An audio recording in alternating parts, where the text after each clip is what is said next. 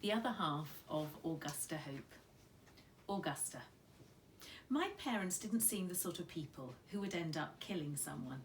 Everyone would say that, except the boy who died, who isn't saying anything. He carried his story with him off the edges of the earth, like the others who died along the way. This story, my story, belongs to them too.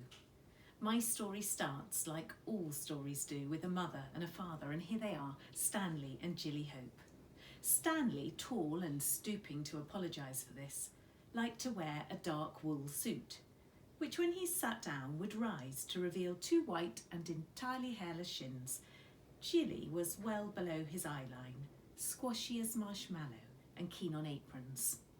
My parents put down a deposit on the house in Willow Crescent in Headley Green before there was a house there at all. The riskiest thing they ever did, empty out their bank account for a pile of mud. From then on, no more risks to be taken. Life best lived within the crescent, which was circular, and round they went with their lives, contented, with no desire for exit. I, as soon as I was out of my mother's womb, looked to be out of anywhere I was put in, striving with some success to exit the cot, the playpen, or the pram. My first exit out of my mother was fraught.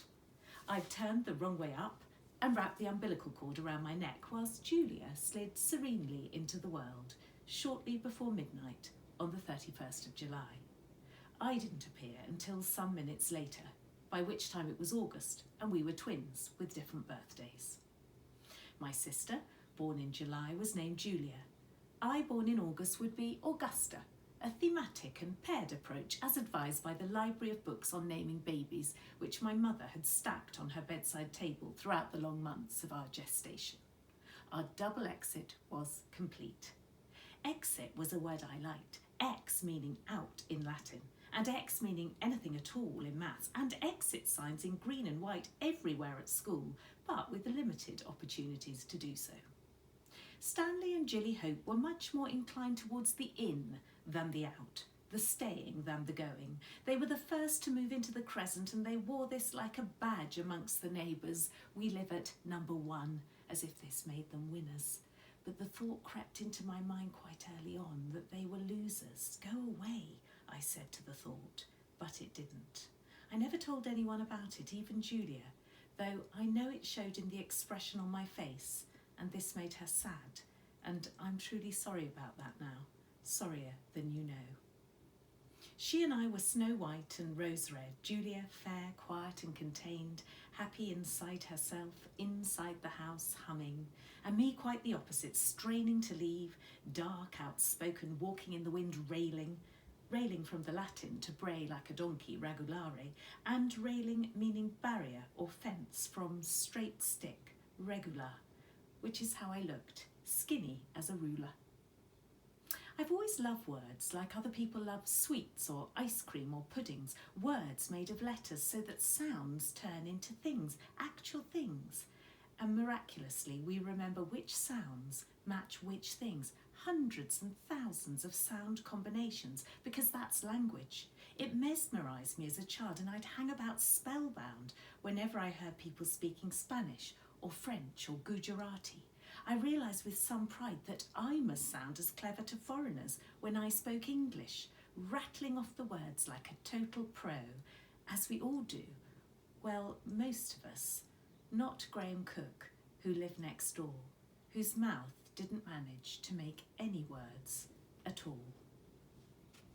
When I was at Headley Green Library for the morning, I decided to try to find my favourite name for a country, going on sounds without knowing anything about the place.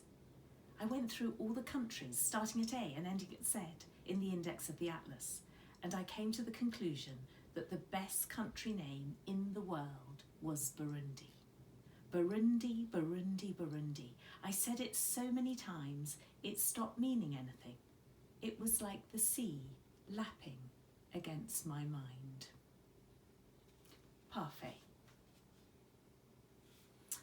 My mother was called Aurore, which means dawn, and my motherland, still waiting for its dawn, is called Burundi. Burundi carries its poetry, in the hummingbirds drinking from the purple throats of flowers, the leaves glistening green after a night of rain, in the cichlid fish which flash like jewels deep beneath the surface of Lake Tanganyika, where crocodiles slumber like logs, still and deceptive, and hippos paddle down river in a line. It carries its spirit in the dignified faces of all who are willing to forgive, in the belief that Burundi will one day be beautiful again. Dignified faces like my father's. I was his first son, and he prayed that by the time I was grown, we'd be living in peace. You were born smiling, he told me, and you were so perfect, everything we'd ever dreamt of. So we called you Parfait, said my mother. Parfait Nduimana, said my father, which means I'm in God's hands.